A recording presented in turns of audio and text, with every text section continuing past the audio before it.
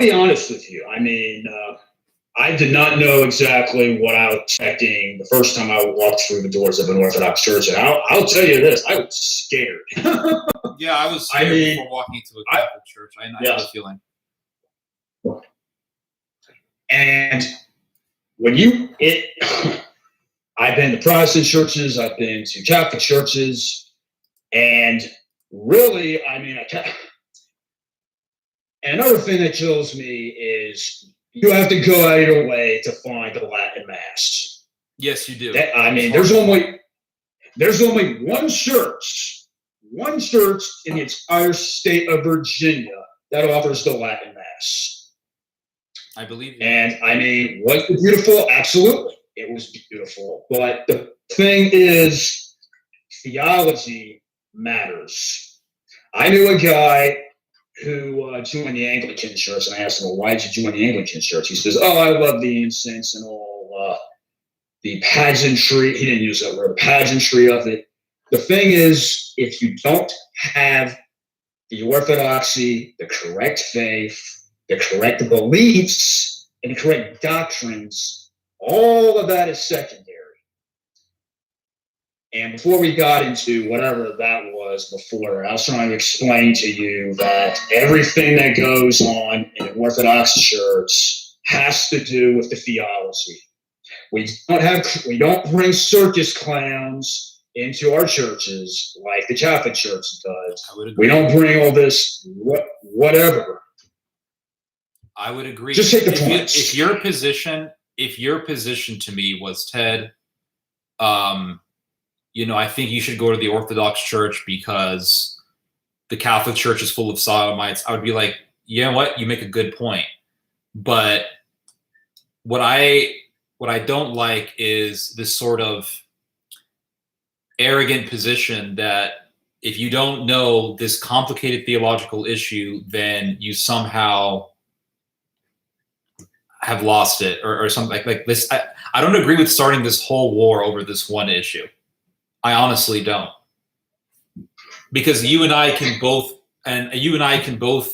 agree that the Trinity is the true doctrine. Yes, we can both agree in the importance in the Eucharist. Yes, we can both agree. We can both believe in intercession of saints. We both have apostolic succession.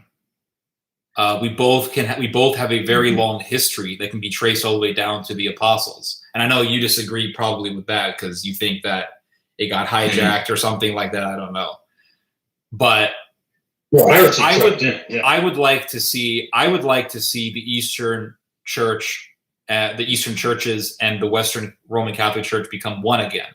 That's not going to happen. That's impossible. That's impossible. Well, it's not going to happen anytime soon. No, it's never going to happen. Never? You don't think it'll ever happen? Never. Not even by a miracle? Do you remember, again, this goes back to what we were just talking about at the beginning of this conversation. I mean, if churches do not obey the doctrine of the church given to us by God, your lampstand will be taken away. And Rome is very close, if not already, had its lampstand taken away. And I don't get how a guy like you, who wants tradition, is willing to physically fight these people, is going to defend something like Rome. Well, I'm not defending Rome.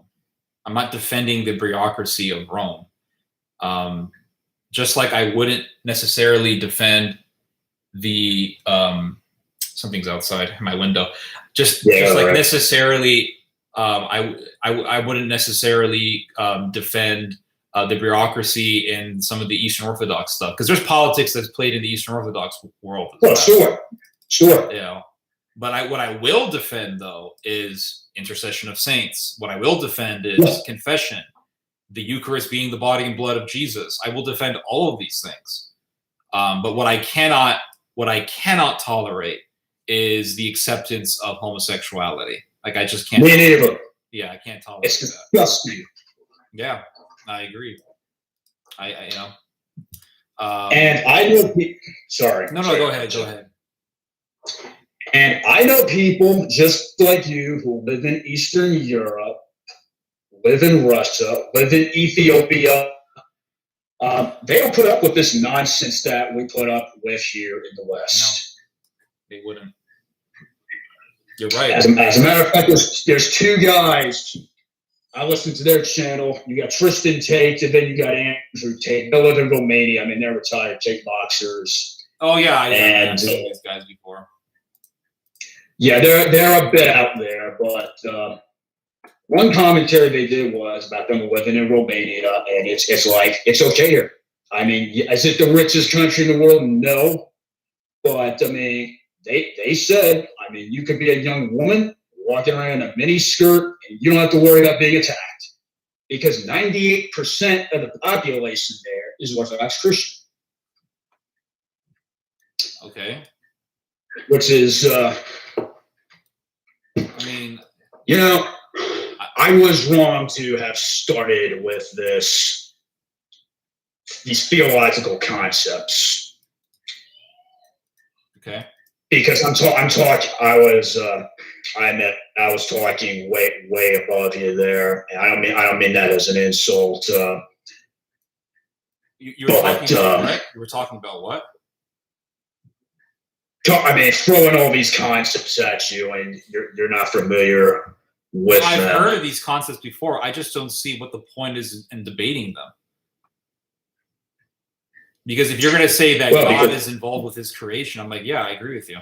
I don't have to understand this whole concept, or I don't have to understand necessarily this whole complicated concept that you bring up. I don't think anyone actually has to understand it.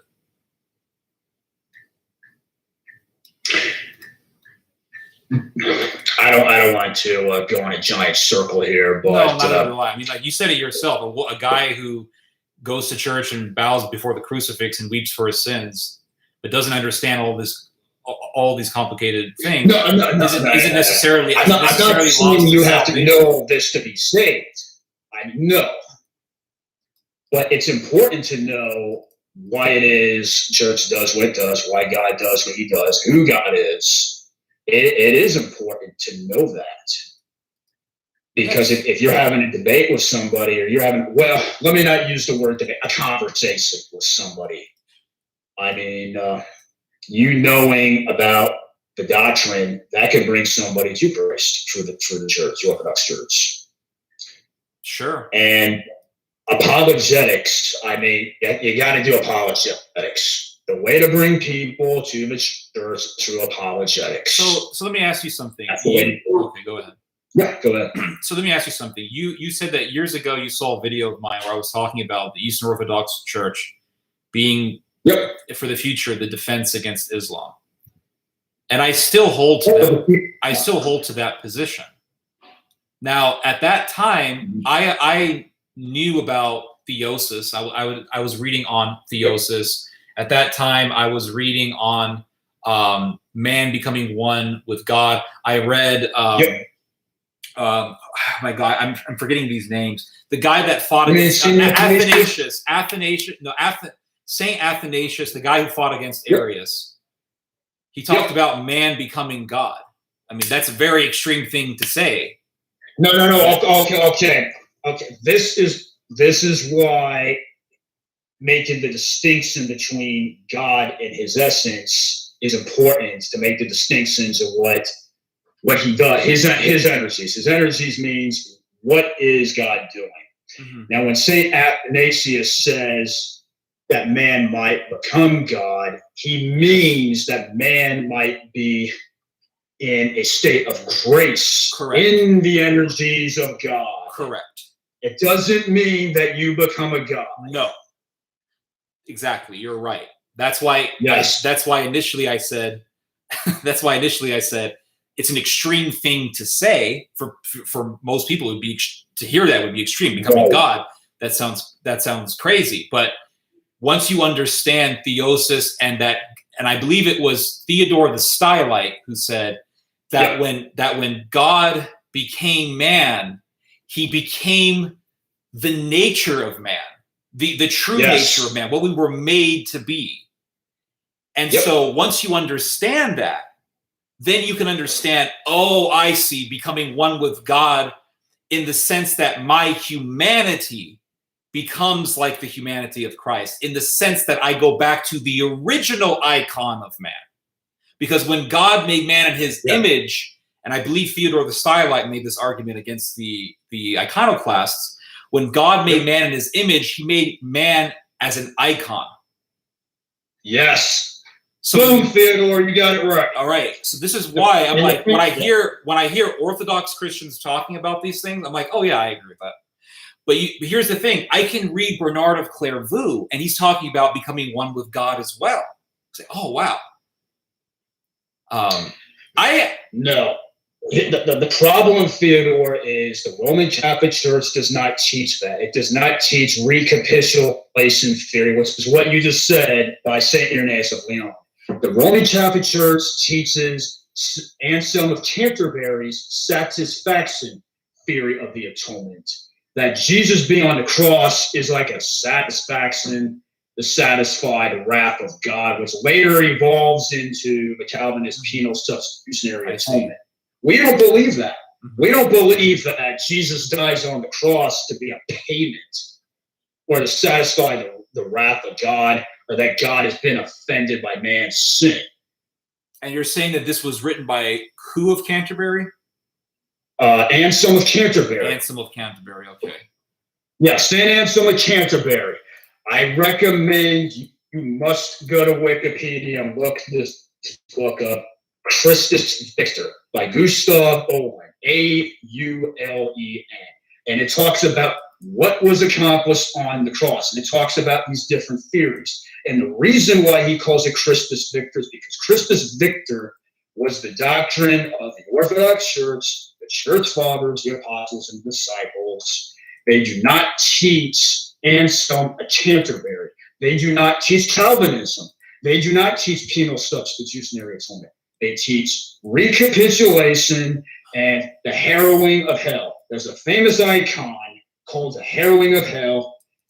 The reason why Jesus died, he wills to undergo death, descends into Hades, preaches the gospel to the people in hell. Hades is not necessarily hell, though. It's not hell. Hello? No, he preached even to the pagans. This is why this is not unfair, because God went down to hell, preaches the gospel to the dead, including the pagans, the people who did not believe, who died before the incarnation. And Rome does not teach that.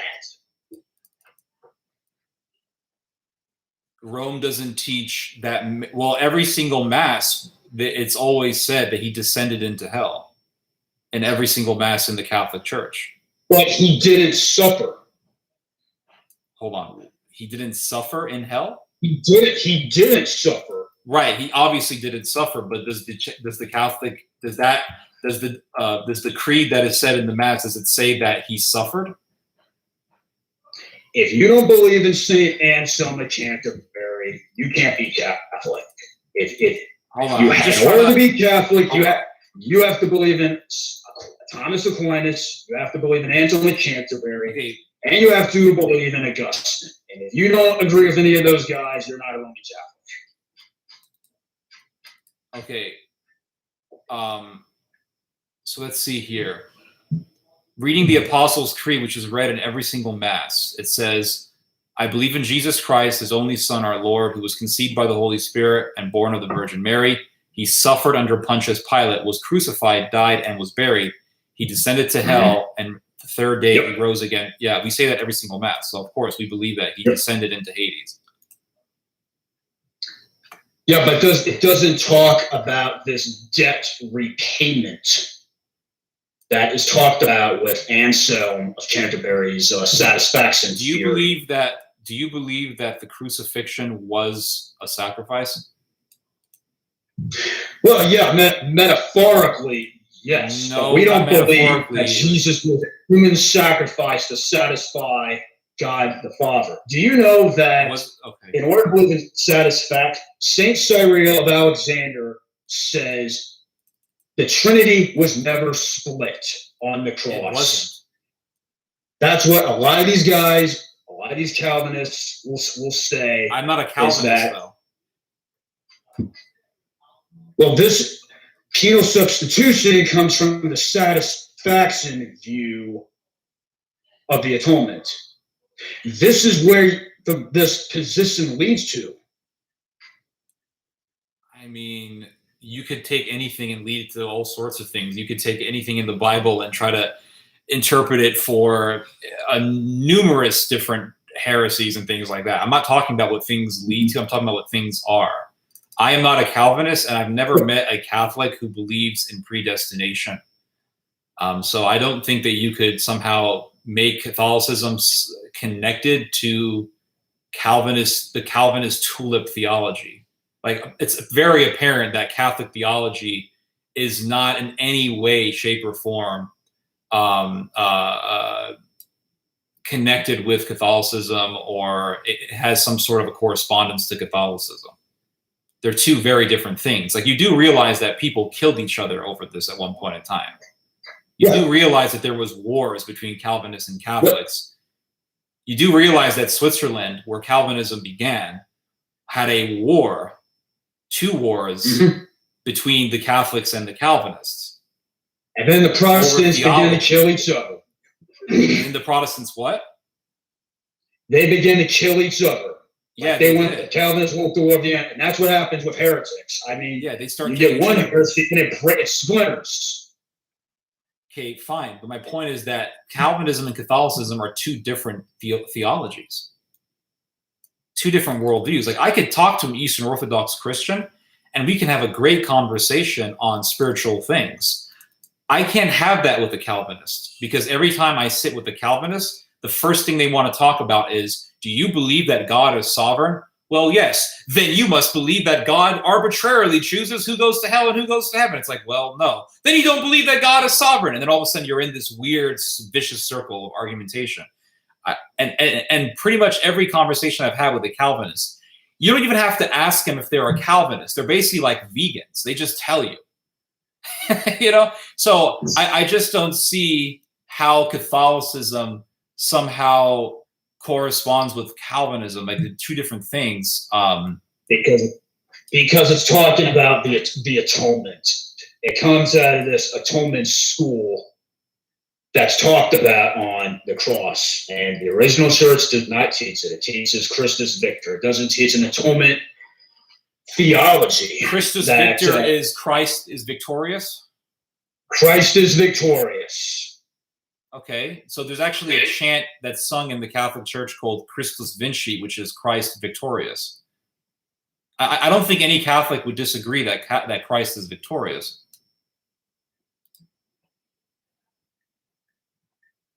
Yeah, but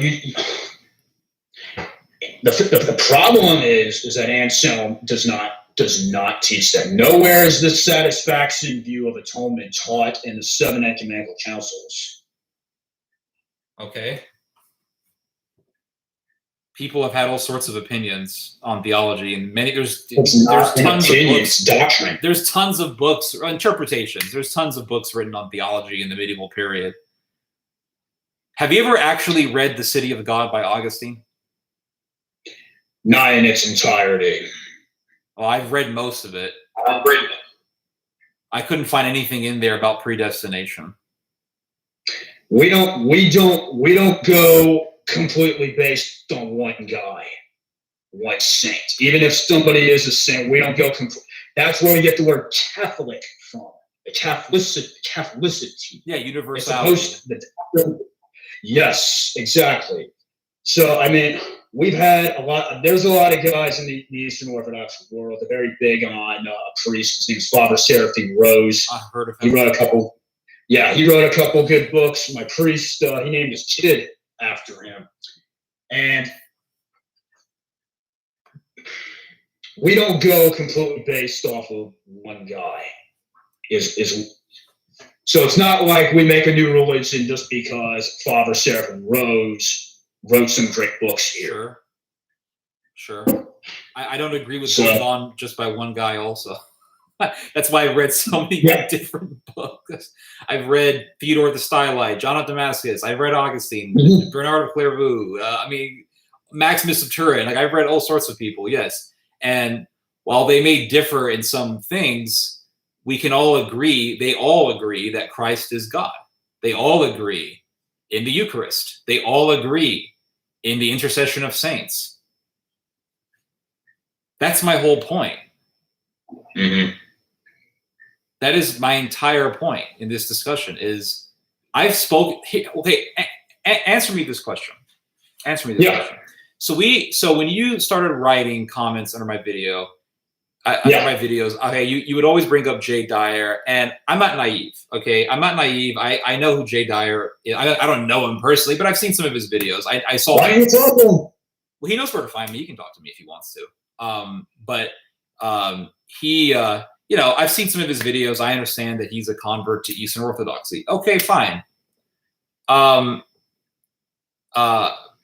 You told me, but I knew where you were getting it. I knew, okay, this guy probably disagrees with me on some things, et cetera, et cetera. Okay, I've been doing videos since I was in high school, so I can read between the lines. Yeah. When you told me, Ted, I saw your video on the Eastern Orthodox Church, and that's when I first heard about Eastern Orthodoxy. How come I didn't have a problem with that? But as soon as we start talking, you have a problem with Roman Catholicism or my conversion to Roman Catholicism. How come I have no issue with you converting to Eastern Orthodoxy? Because I care about truth. No. How come I don't have an issue with you? How come I have no issue with the fact that I led you to Eastern Orthodoxy? I have no problem with that. Yes. The question is, why aren't you? I don't get how you see what you're doing there. You're seeing what you're doing there. You're trying to switch it on me. I just asked you. What is it you're trying to ask here? I asked you a question. How come when you told me that one of my videos years ago led you to Eastern Orthodoxy, I had no issue with that? How come I have no issue with that? How come I don't feel ashamed that I helped somebody become Orthodox? I don't know. I don't know what you think. Well, why don't you why? It seems to me that you're not making a distinction. I'm answering your question. Okay. It seems to me you're not making a distinction that Rome has a completely different theology than Eastern Orthodoxy. It's because, to me, whether you're Catholic or whether you're Eastern Orthodox, what matters to me is, are you in the fight against evil? Are you in the fight against Islam, the gay agenda, Protestantism, Calvinism, things that are blatantly evil, things that are blatantly heretical? You do not think the Vatican is evil? What do you think? I think that I have to say that Vatican really is at a boiling point. Okay, but okay, go ahead. Sorry. Yeah. I think that to consider the Vatican to be Christian would be wrong. I consider them to be full-blown heretics. That's what I consider the Vatican. The Vatican or individual Catholics?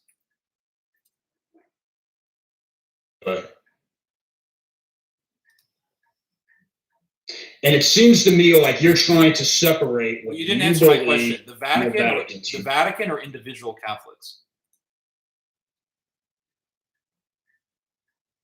Well, I mean, in order to be a Roman Catholic, you have to accept the papacy. You have to accept ex cathedra. You have to accept Vatican I and Vatican II. And what a lot of Catholic guys I see doing is they're cherry picking. Oh, I like this council, but I don't like Vatican II. Oh, Vatican II really doesn't matter here. I can just do my own trad thing, and you can't do that. Okay. So Catholics are all heretics. If you accept councils after the original 7 ecumenical councils, then yes, you're a heretic. Is that the official position of the Eastern Orthodox Church? Yeah. That is the official. You have to believe in ecumenical councils. We do not believe what John Paul II said, that the Eastern Orthodox Church is the right lung of the Roman Catholic Church. We don't believe that. Because you guys said, Thomas Aquinas actually wrote a book saying that we were going to hell. You do realize that, right? Say that again, sorry? Thomas Aquinas wrote a book called Against the Greeks. And he said that we're going to hell. Okay, I wouldn't agree with that. Then you can't be Roman Catholic. I have to agree with everything that Thomas Aquinas said? Yes. So if there was an Eastern Orthodox authority who said, I don't think Catholics are heretics, is that Eastern Orthodox person also a heretic? That's his opinion. But is he also a heretic? What, for saying that... he doesn't think Catholics are heretics. Yeah, I mean, they are. They are heretics. Okay, so that Orthodox person, by definition, is also a heretic. Yes. So all of the Orthodox authorities who have said this, they're all heretics. They're all going to hell. Not necessarily. Well, don't heretics end up in hell? We have a different conception of what heaven and hell is. We don't believe Dante's Inferno. We don't believe in like there's 9 spheres of hell. I mean, we do believe in heaven and hell, but we don't believe it in the same fashion that the West adopted. And this is explained through the essence energies distinction. So we believe in God. Okay. We believe that God is both heaven and hell. You are never going to be separated from God. The same fire that burns the evil people, that is the same purifying light that is heaven. Heaven is a remade earth. We don't believe in the flippy place. Heaven is here. Theosis is here. Could you find me an official statement stating that Catholics are heretics from the Orthodox Church? I'd be interested to see that.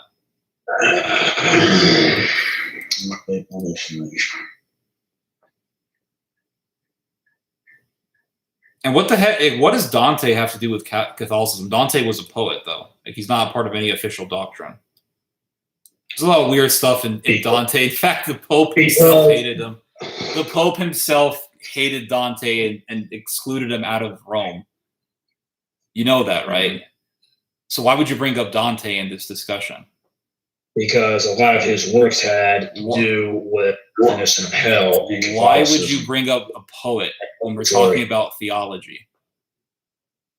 Because it is part of theology. So when you actually read Catholic doctrine, Dante's Inferno is quoted in official Catholic doctrine. Are you actually going to say that right now?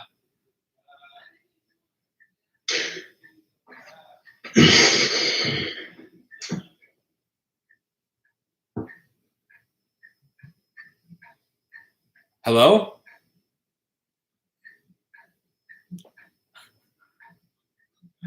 Hello?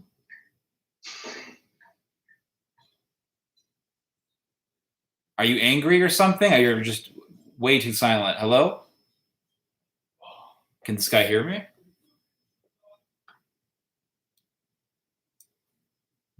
Hello?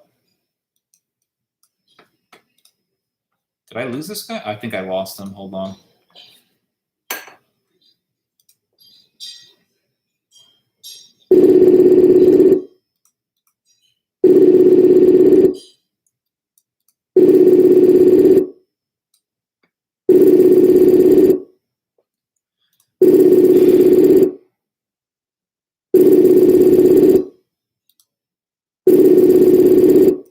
I think this guy has a connection issue. Hello?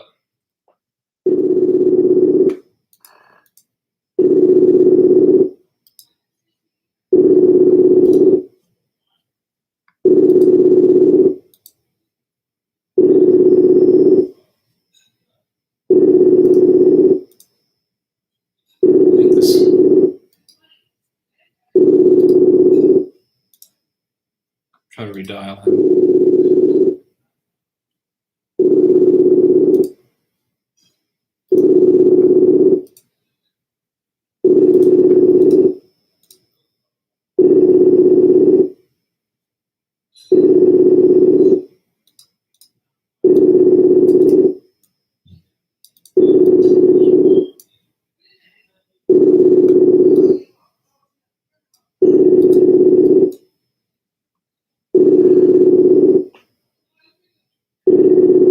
trying to. This dude's not picking up. I don't know what happened to this guy.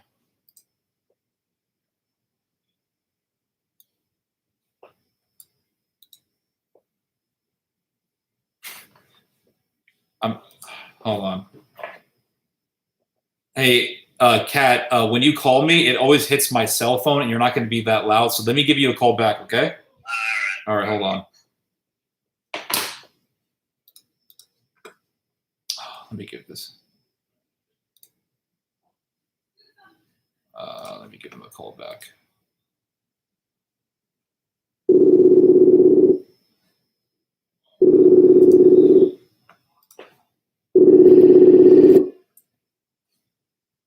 Are we on? All right, we're on. I think there was a connection issue on your end. My internet was working very well. I can't see your face, by the way. I guess you want to hide your identity. No, you're not going to see my face. Okay, whatever. I mean, you want to hide your identity. That's fine. Yes, I do. I mean, are the Catholics going to come after you, or like, what's your concern? I value my privacy. All right, whatever. So, what were we talking about before you got cut off? Oh, fuck, I forget. Oh yeah, you brought up Dante's Inferno, and my question to you is, why would you bring up a poet when discussing Catholic doctrine? Because we're talking about the doctrine of hell. Okay, so where is Dante referenced as an authority for Catholic doctrine in any official Catholic declaration of faith?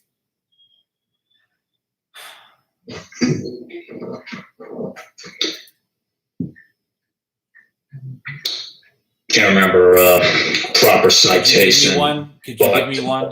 Give me one. Because Dante was a poet, and in fact, he had a whole conflict with the Pope. And I believe Dante supported the Dante, believe it or not, was a supporter of the Ghibelline faction. Are you familiar with the Guelph-Ghibelline wars? It's been a while. So the Guelphs were people who supported the authority of the Catholic Church in politics, and the Ghibellines were people who said, no, the church should not be involved in politics. That's just the role of the king. And there were wars that lasted between the Guelphs and the Ghibellines for many, many decades. Dante was in support of the Ghibellines. He was of the Ghibelline faction, and he was against the Guelphs. So why would you cite Dante when Dante was against the church having political authority?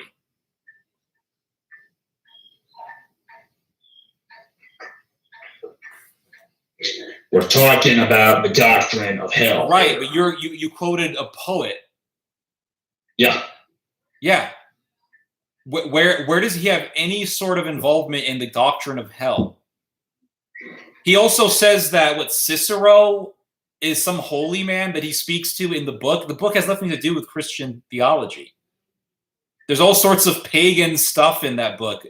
Jupiter is in it. All these pagan gods are in it. Aphrodite, Venus. It's all just weird Renaissance fantasies. I tried reading Dante. I couldn't read it. I'm like, oh, this just sounds like bullshit to me.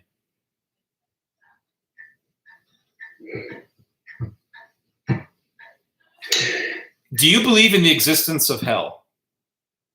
Yes. Okay. However, we don't believe in it the same way the Catholic Church does. What is hell to you? Hell is when you turn your will away from the good. But when people die, will they be people who go to hell? Yes. Okay, so what does that look like? They're in hell, and what are they experiencing? Well, they're experiencing. So God is both heaven and hell. Is what we believe. God is heaven and hell. Because God is hell for the wicked people. Because the wicked people do not. They hate God. Wait, hold on. Could you give me a doctrine that says God is heaven and hell? Give me a doctrine that says God is heaven and hell. I have never heard that before in my life. I'd have to give you a proper citation. I would love a proper citation from any saint who said that God is heaven and is hell. I want that citation from you. Okay, I'll type it in the description. Sure. Yeah, I want to hear that. Yeah, sure. I can get it for you. Yeah, God is heaven and God is hell. I've never heard that in my life. So I believe in the I've never heard the antithesis distinction either. I believe in the existence of. Well, you couldn't even cite me a reference for that, though. Mm-hmm. Yeah, I could get it to you right now. Actually, and also this idea that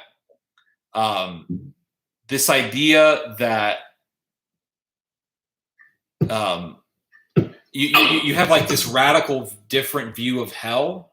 I mean, hell sucks. Yep. All right, I think we can both agree with that, right? Yeah, it does.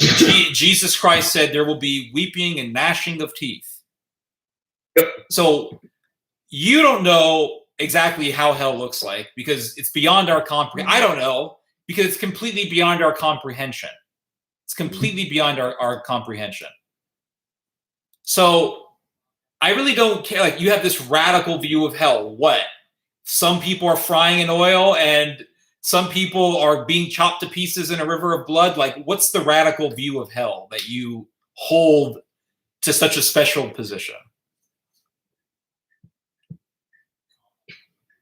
Well, we don't know exactly what it is because our theology is apathetic and negative. It's like we don't, with the definition of sin,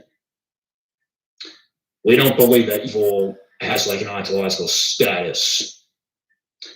Evil is turning the will. Will is a property of nature. Okay. Turning that will away from the good. Sure. What does this have to do with hell? Like your radical different view on hell that's so different from mine? Because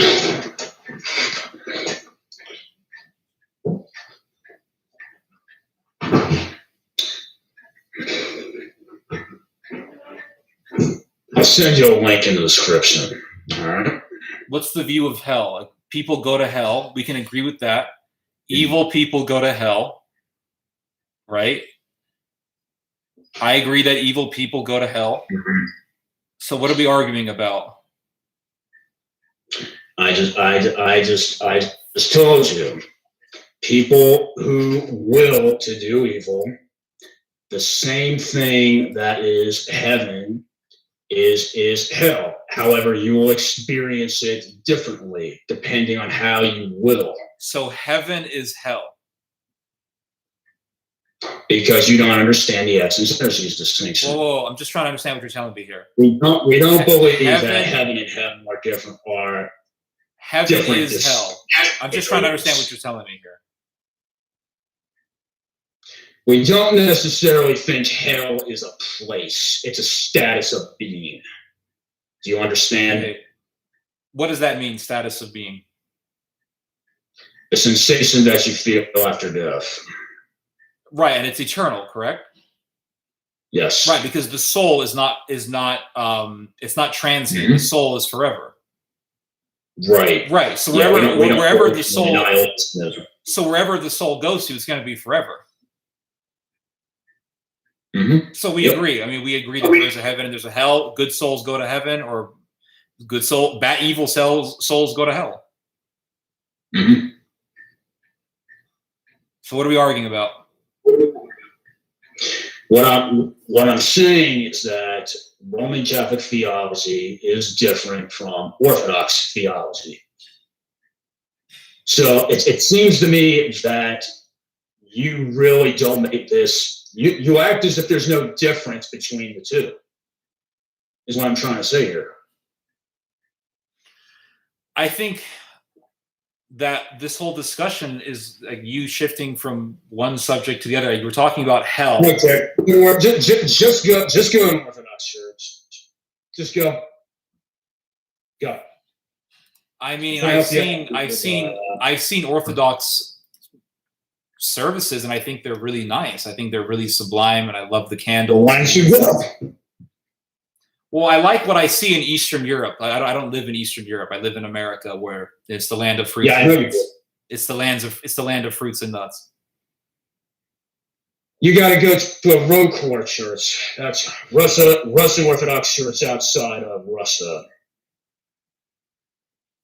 Okay. Now, we do have a distinction between the different Orthodox churches here. I mean, you got the Greek Orthodox Church.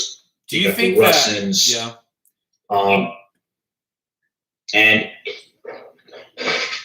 I would advise that go to a Russian or a road court church like OTA church. That's Orthodox Church in America. I would stay away from. Stay away from road court. No, I would stay away from the Greek church. Stay away from the Greek church.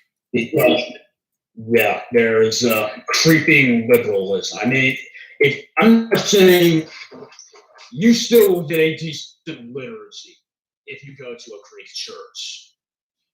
However, if you've been keeping up with what's going on, you heard about the Ecumenical Patriarch Bartholomew having.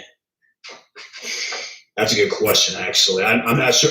I think they're still not in communion with one another.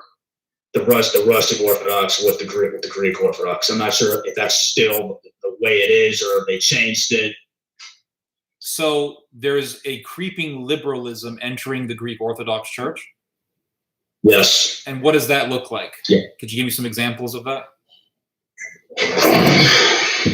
Are you familiar with a man named Callistos Ware? Yes, I am. He's an example of that.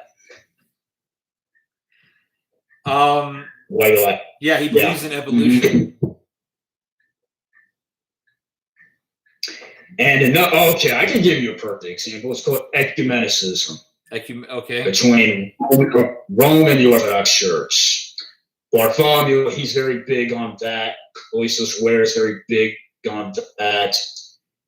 And what's the point of that happening? We have two completely different theologies. So it's almost like the decay of liberalism could hit both the Roman Catholic Church and the Eastern Orthodox Church. Sure. So it's almost like believing in the essence energies doesn't really make a difference.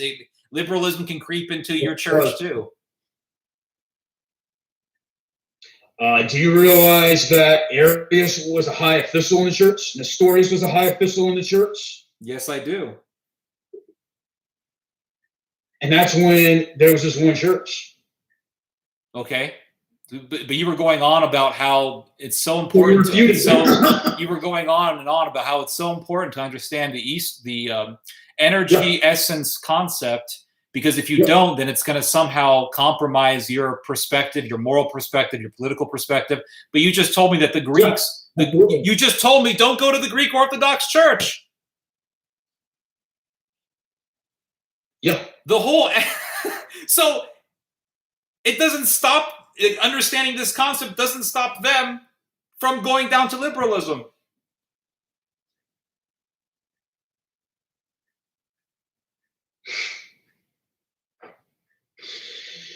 You're amazing. Just go to a Russian Orthodox church, Fedor. Okay? All right, man. All right. I don't think you're a bad guy, but just take that leap of faith, learn about our theology, and you'll be glad you did. All right, man. Okay. I'll talk to you later. All right, man? Right. All right. Good night. Peace to you. All right. You too, man. God bless. Well, that ended that. Yeah, this guy.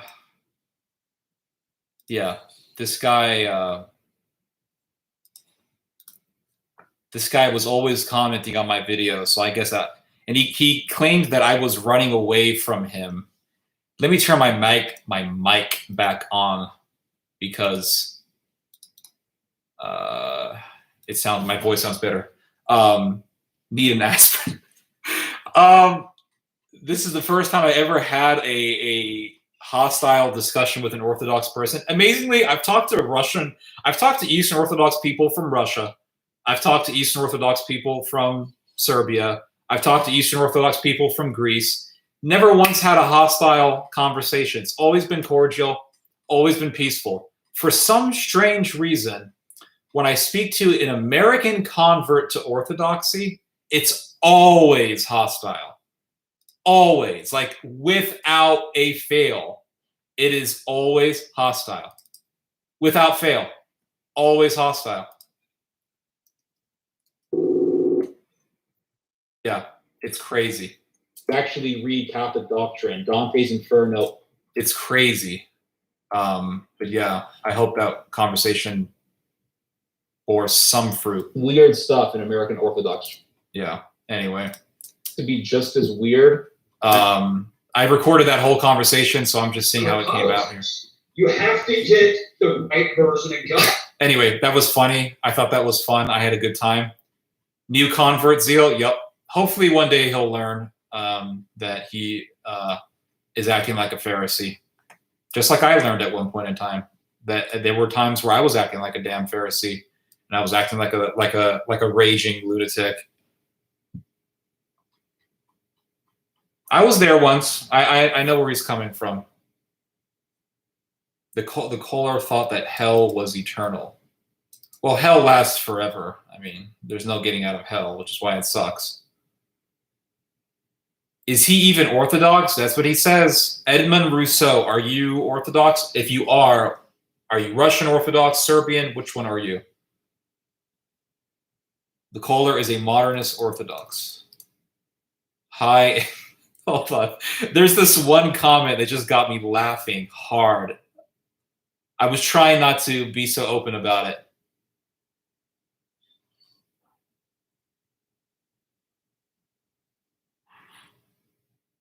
Hold on. Either hi or he just cashed off a 12-pack.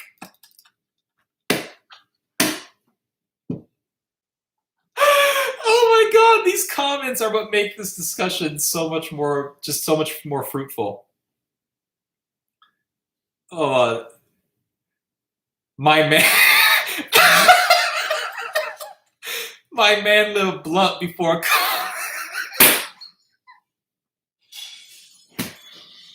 I was laughing while we were having a discussion about this one comment. My man lit a blunt before the. Yep, I don't know. Guy didn't sound too happy.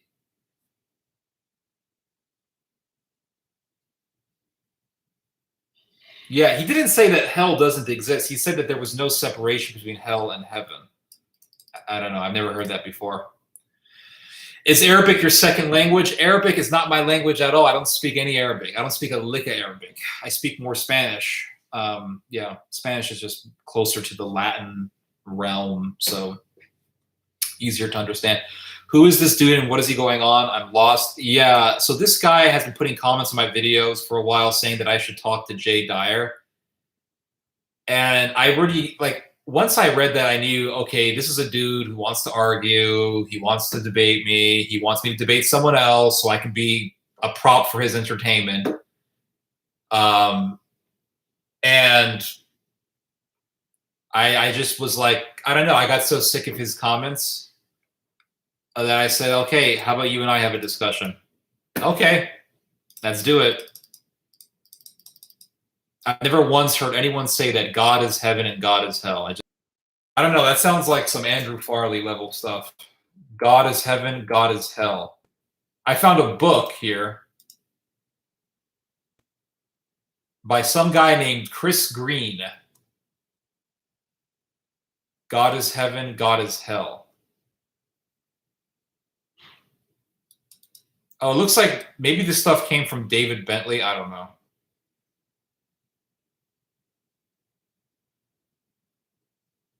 God is heaven, God is hell. I don't know. There's God has wrath, yes.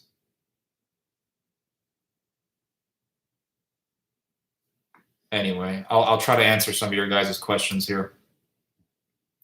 He's more into arguing than uniting. Yep. Ortho bro, where are you from? I'm interested. I'm going to assume from your name that you're Orthodox. So what is Where are you from? Are you a convert to Orthodoxy? I love talking to Orthodox Christians, just ones that aren't arrogant and hostile.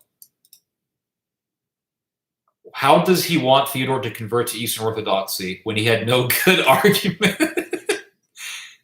Do you know the mark? Do you know what the mark of someone who knows what he's talking about is? The mark of someone who understands the subject that he's talking about is that he can talk about it in a simple way. He can talk about it in a very flowery way. He can talk about it in a very articulate way, but he can also talk about it in a simple way. It's kind of like a guy who can pick up a guitar and he can play Mary Had a Little Lamb, but he could also play Bach's, what was it, his third cello concerto or whatever.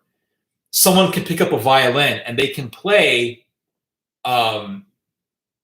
Twinkle, Twinkle, Little Star, but at the same time, they can play Vivaldi's Gloria, or they could play his Storm, Vivaldi's Storm on the violin. That's probably not the best analogy. But someone who understands a topic very well knows it well enough that he can explain it to anyone.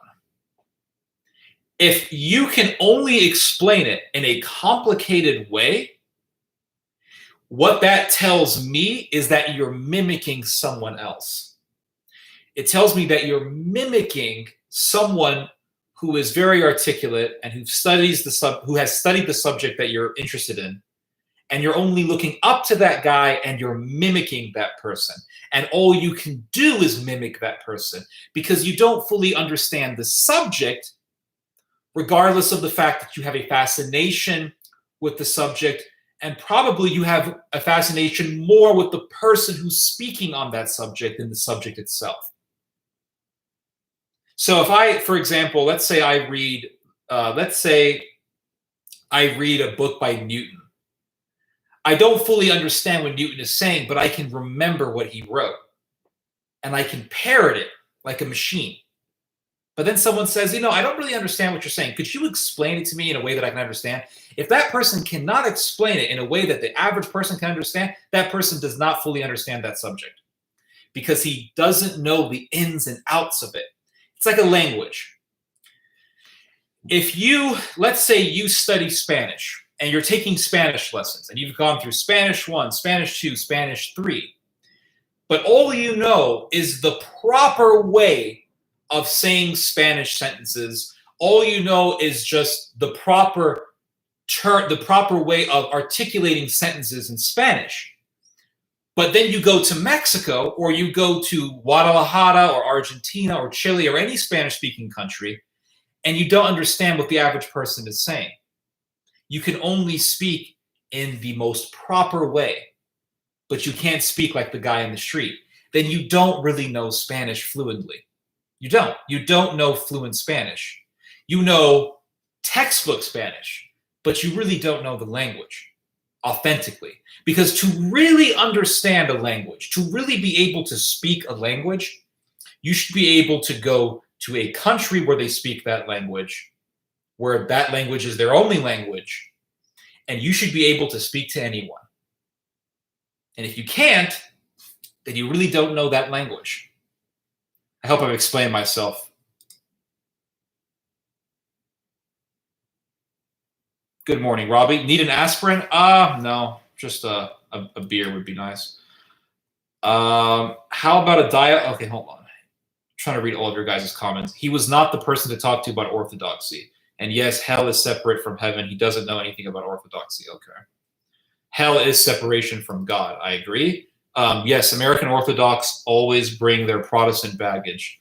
They also use the same Protestant arguments against the papacy. Agree. Yes, there is that bacteria that's lingering there. How about a dialogue between you and Jay Dyer? I'm easy to find, man. If somebody wants to talk to me, they can talk to me. Pretty much, you see, here's the thing. I don't agree with this idea of going out of my way to convince somebody or going out of my way to talk to somebody. If somebody wants to talk to me and I know they want to talk to me, then I have no issue with talking to that person. I I don't want to try to convince someone who doesn't want to be convinced, and I don't want to talk to someone who doesn't want to talk to me. But if somebody wants to talk to me, they know where to find me. I'm very easy to find. Very easy to find. If Jay Dyer wants to talk to me, talk to me. I don't know what we're going to talk about because I honestly don't really care about this debate. I honestly do not care about this debate. It's a boring discussion to debate. Now, Nazis? Hell yes, I'll debate Nazis. Identitarians, alt-righters, lefties, atheists, Muslims, crazy anarchists. I'll debate all these people. But I just find the discussion like on the energy essence stuff boring. I just find it boring. I don't really don't really care about it so much, because to me, the Orthodox person who doesn't understand any of this stuff goes to church every day, bows before the crucifix and weeps for his sins, but he doesn't understand any of this hyper sophisticated stuff. That person's a Christian. He's still a Christian, regardless of the fact that he doesn't know all of this stuff. That's just my position. I'm Coptic Orthodox. Oh, okay. Cool. This person tried to mimic Jay Dyer. Yeah, I got that feeling that he was trying to mimic Jay Dyer. What is the Catholic view on hell? It sucks, and you'll be there forever, and you don't want to go there. That's what is the Catholic? Okay, he couldn't answer you when you pressured him, just as you say. Yep. Good morning, Alexander. Jay Dyer may inadvertently be attracting psychedelic burnouts to the Greek Orthodox Church, since he openly admits to past experimentation with LSD. Okay, wouldn't surprise me. Yeah, I still have much more to learn about Orthodoxy. Essence and energies discussion is boring as hell to me. Yeah, it's boring. It's just a boring thing. This is like when people want to debate presuppositional arguments. The wars that I like to participate in are ones where the demarcation is clear. The line is clear. The distinction is clear. I know this is evil. I know this is wrong. I can argue against it. Atheism, I know it's evil. Islam, I know it's evil. Somebody wants to come up to me and say, you can be a Christian and you can be a Nazi, I know it's evil. Someone comes up to me and says, you can be a Christian and a communist, I know it's evil. Someone wants to come up to me and say, I'm an anarchist, I know it's evil. But what I cannot endure is a discussion on energy, essence, presupposition. I don't care. It's like asking me to go to an insurance seminar. Do you still take calls from Discord? Alexander, are you the Norwegian guy?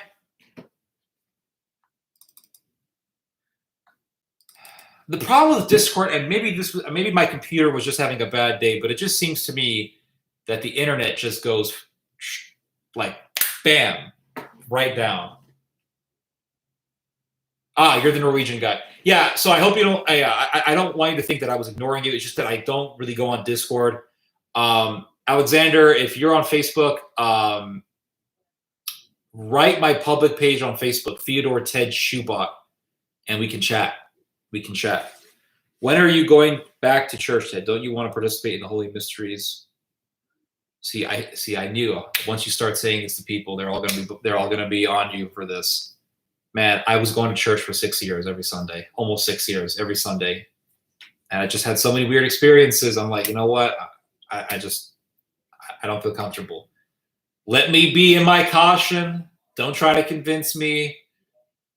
Everything in life will flesh itself out. So relax, everybody. What do you think about aliens? I don't believe in aliens. Okay. Do you think, okay, have you read any of David Bentley Hart's articles? No, I've watched his YouTube videos, and I think the guy is nothing but an intellectual masturbator. I think he just loves to hear the sound of his own voice. He just goes on and on and on, and I'm just like, what the hell is this guy talking about? There's a movie with Denzel Washington. I don't remember which film this was, but there's a scene where Denzel Washington is talking with someone, and he actually tells this guy, explain it to me like I'm a seventh grader. It's hard for me to get excited about converting to the RC church in its current state, but I know it's true. Okay, I know what you mean, man. How would you honestly think about Heather? How would you honestly think about Heather Green? I don't know what you're saying. I don't think about Heather Green. I argued with her. She apologized to me, and I pulled the videos down. That's what happened. In the book Orthodoxy and Religion of the Future, mentioned that aliens are demons. Yeah, I can hold to that position. I think some people claim they see aliens, but they're really demons. Yeah, like there's UFO cults and all that. I've been meaning to ask what happened to the videos where you debated Heather. Like I said, Heather Green wrote me. She apologized to me. She said, I'm sorry. I shouldn't have said any of those things. And I took the videos down. That's what happened. I'm not a cruel person. This person, okay, Heather Green for a long time was doing videos, calling me an idiot, saying that I shouldn't breed, saying that I don't know what I'm talking about, calling me an arrogant little brat. She was just speaking all sorts of just crap about me. So I said, okay. And she kept writing me. That's the thing. She kept writing me. And I was ignoring her for a long time. And then I thought, okay, if this woman thinks that I'm such an idiot, I want to see how smart she is. So she would call me sometimes. She kept writing me. And I said, okay, how about, I think I said, how about you and I talk? We talked, I got it on recording, and I kept the debate. And I just let her talk shit. Just let her talk. And I said, okay, let's see how smart you are, Heather. Boom, here's the debate. Part 1. Part 2. She was begging me to take it down. So I did, because I'm not a cruel person. But I just wanted her to learn a lesson. Don't talk shit about people when you yourself don't know how to argue. That's my position. Will we ever get to some more prophecy talk with your dad? I'll let him know. He wrote a book over 600 pages. He basically put everything in that book. So go on shoebot.com. It's on the front page. Did your dad finish the book? Yes. Go on shoebot.com. It's right on the front page. First thing you'll see. What are your thoughts on agnosticism? It's the gateway to atheism. She's into you, obviously. I guess in a psychopathic way. All she did was slander? Yep. That's all she did. She had no serious arguments against me. Ortho bros are fanaticals that believe everyone is going to hell. Ortho bros are a crazy internet group. Yep, I know. They think everyone's going to hell. What's up with all the symbolism in the Catholic Church? You got to be specific with me. You got to be specific with me. I don't know. People who just go off about like Catholics are all heretics and things like that. It's like, is that really the position of the Orthodox Church? I don't know.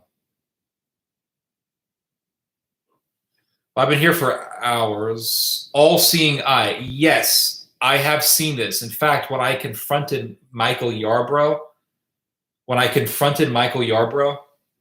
his church has the all-seeing eye with the triangle. It's Masonic. It's weird.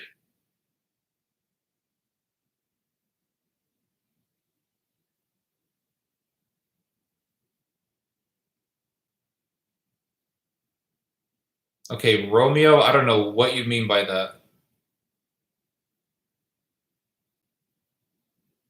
I see it in a lot of Catholic churches. Yeah, it's strange. It's very strange.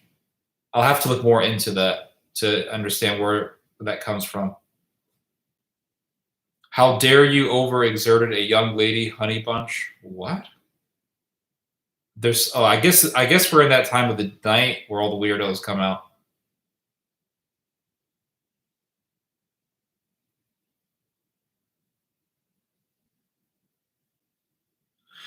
Even as an Orthodox, I believe you should not talk with Ortho bros. If you want to experience it, go to church. Yeah, I agree with you. The Ortho bros have a great Instagram page that refutes them. It's called Filet of Fish. I'll look it up. Do you think the Islamic crescent is the mark of the beast? Probably a mark of the beast. I think there probably will be.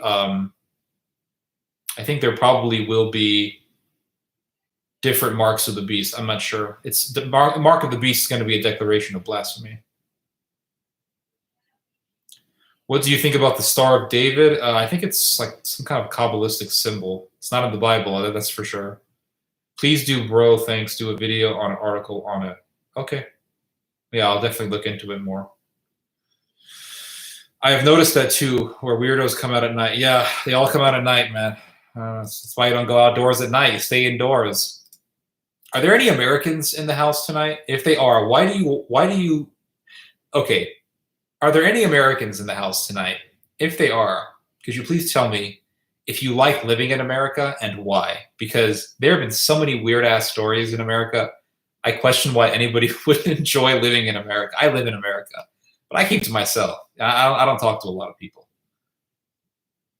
What are your thoughts on people who the vaccine is the mark of the beast? I think that they're just trying to find anything to make a story. The vaccine is not the mark of the beast, because if it is, then where's the declaration of blasphemy in the vaccine? I don't know. All-seeing eye in the Catholic sense probably refers to God's omniscience. Okay, so maybe the Freemasons took it from the Catholic Church. That's possible. That probably is what took place. American here. Okay, so John, do you like living in America? And if so, why? With all the weirdos living in America, because America has like so many weirdos, pedophiles, serial killers. We got all the serial killers. I like my neck of the woods in America. Okay, that makes sense. Because it just seems to me that in America, we got all the serial killers. We got 30% of the shooters. We got so much weird stuff in America. I'm just like, why would someone want to live in America? I'm just having a crisis of national identity here. I like living where I live, but I don't know. America's just a weird place. What do you think about the Knights of Columbus? I heard they're very liberal, is what I've heard. So you better be careful when you go in there, if you know what I mean. Our society is decaying. Yeah, I agree. The evil eye is satanic. Yeah, in the Masonic Lodge, yeah. Maybe this is typical, but I live in a small town. Not much of that happens here. Oh, consider yourself lucky. I live in a suburban area in America that's pretty normal. Okay, yeah, that's good. I mean, you want to stay away from all the chaos. There's weird stuff everywhere. It's more of the convenience. There's a lot of convenience in America. For example, when I was in Italy, I was stripped of all the conveniences that I liked in America. So it just felt weird when I was in Italy. Like, there's no free refills? Nope. You get one soda pop, you better drink it slowly because you're not going to get a free refill. Oh, no bread in the dinner table? Nope. When you go to a restaurant, there's no bread and garlic and vinegar and olive oil? Nope. So I just get this one plate, no side dishes? Nope. Damn. That sucks.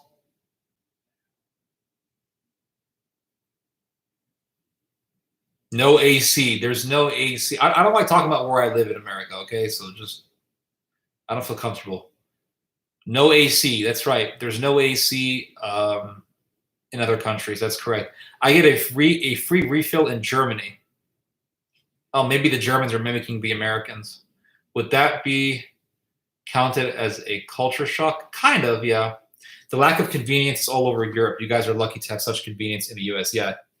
Europe lacks convenience, which is probably why people are thinner in Europe, because they just have that one meal, no side dishes. They keep it lean. I left the city and live in a rural area now. I like America minus the cities. Yep, I can agree with that. I live in a farm in a Catholic area in Australia. I'm away from all the craziness. That's cool. Australia is a cool looking country, but I just hear it's kind of expensive there, but beautiful country. Knights of Columbus, in my experience, always focuses on fundraising activities for different projects in parishes, zero catechesis. I think they're kind of liberal, very liberal, I might say, actually. So I've been here for hours. I'm probably gonna get going soon. Probably gonna get going. What do you think about New York? I wouldn't go there. Too many loudmouths. What do you think about the term of Nasrani used for Christian in Indonesia? I'm going to assume that Nasrani stands for Nazarene, so I guess it makes sense if that's the case.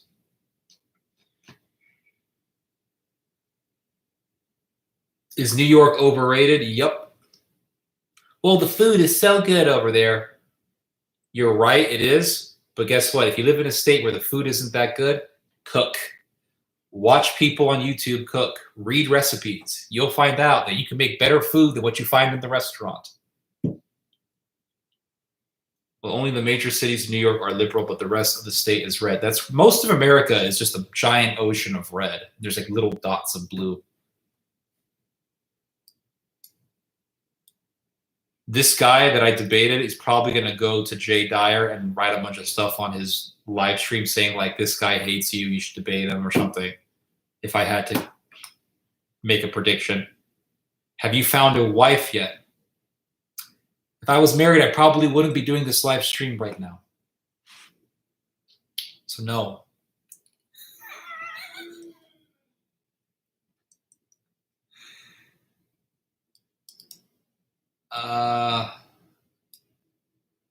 I do like playing video games.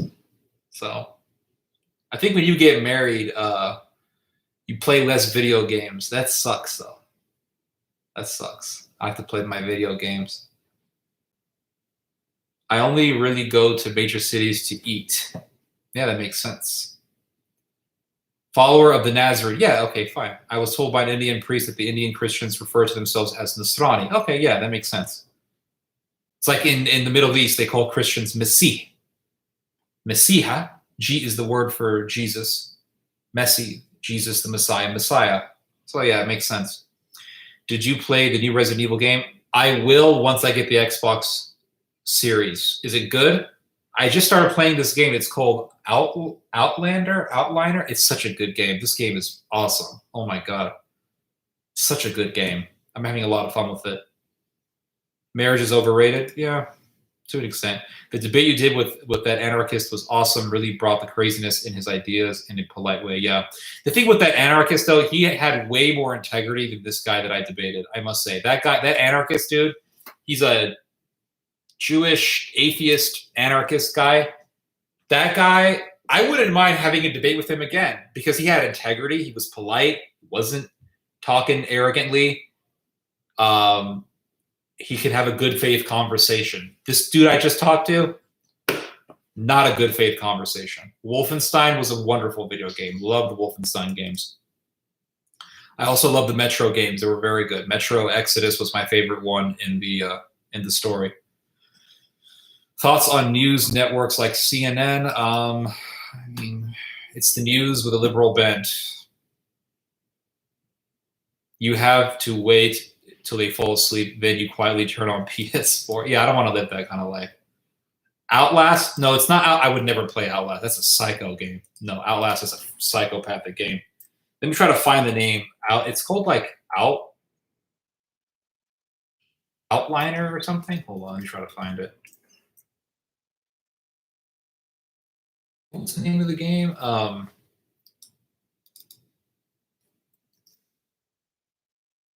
Outriders? Yeah, Outriders. This is the game. I just started playing it yesterday. This game is awesome. Outriders. So far, it's really good. Like the shooting mechanics, the battles, the sound, the voice acting. It's just really well done. There was a lot of issues with the game when the game first came out. Luckily, though, I bought it yesterday, so the developers have had a lot of time between when the game first came out and now to fix up the issues that the game had. So I haven't had any issues with the game. So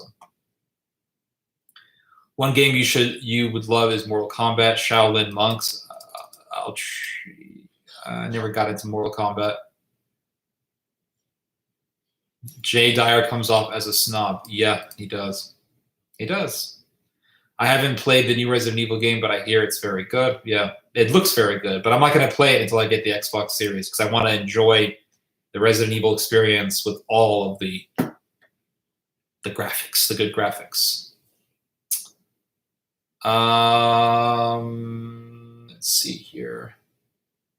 Masihe. Okay, Arabic is not my first language, so thank you for the correction. One game okay, I love the Wolfenstein game. Oh, they're great. I love the Wolfenstein games. Killing Nazis. Oh, man. Any game where you're killing Nazis, I'll play it. Love it. CNN is a propagandist organization. Yep, it is. All media outlets are propaganda, by the way. Total War. Is that good? I was thinking about getting into that, but it looks like it would take a lot of my time because it looks like it's a lot of fun. Yes, let me find the link. I've never played any scarier game than Outlast. I have never been so... Dude, that game is freaky. I've never played it, but I watched the gameplay on YouTube. I had to turn it off. I turned it off. I said, Ted, whatever you just saw, forget about it. Never watch this shit again. Never did. I'm out. It's a freaky game.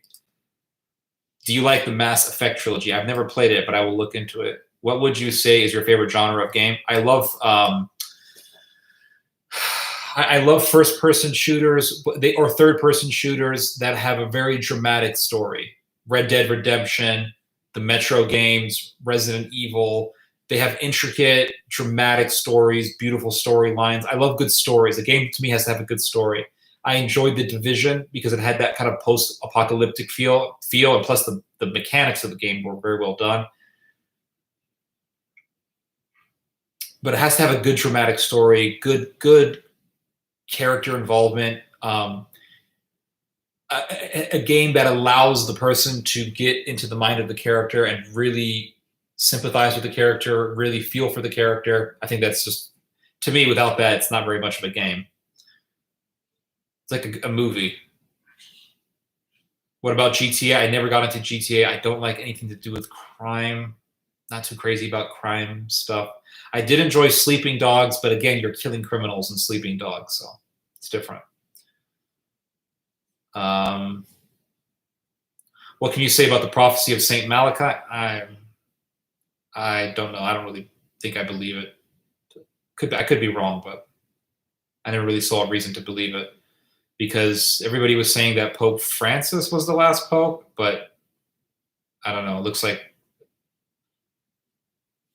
he's still around, so I don't really see a reason to believe it. I played Wolfenstein, a great game. Total War is an amazing strategy game, but takes a while to get into. Yeah, I'm going to try to get into that. Do you like Battlefield series? Yes, I do. I really enjoyed the World War I Battlefield series, Battlefield game. Very beautifully well done. The only problem that I had with the game was that it was too short. Wish it was longer, but I understand it would take a long time to produce a game with that good graphics. To produce a game with that good with that really high quality graphics, to be a long game, that would be difficult. Have you played Ghost of Tsushima? I want to once I get the Xbox Series. I'm going to wait for the Xbox Series to get cheaper. Rainbow Six all day. I'll have to get that. Ninja Turtles arcade game from the late 80s. There's some really good old games. I really enjoyed when I had the N64. I really enjoyed The World's Not Enough. I really enjoyed GoldenEye. I enjoyed Banjo-Kazooie. I enjoyed Super Smash Brothers. Mario Kart Racing was great. Very fun games.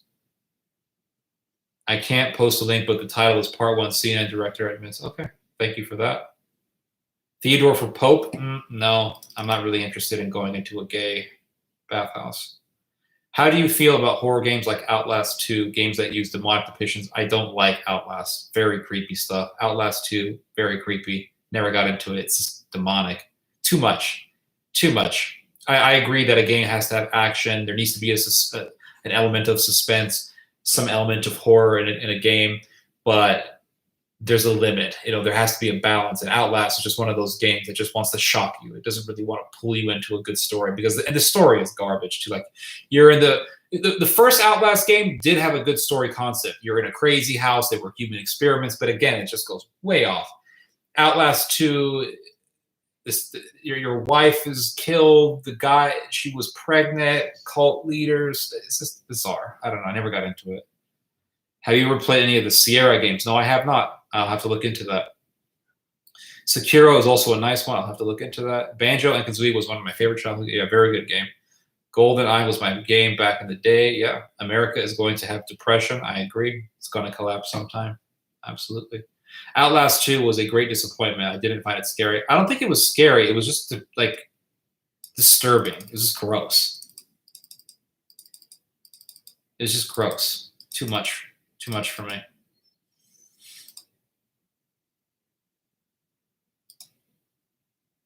I don't know. All right, I've been talking for hours now. Almost 3 hours, so I think I'm going to go. I'll let you guys go. We already have inflation. Yep. George Soros has invested heavily into video game industry. Yeah, it seems like he's invested in everything. Have a nice one. Okay, have a good night, guys. I'm out. I'll be posting up this debate soon onto YouTube. Anyway, God bless you all, and have a good night.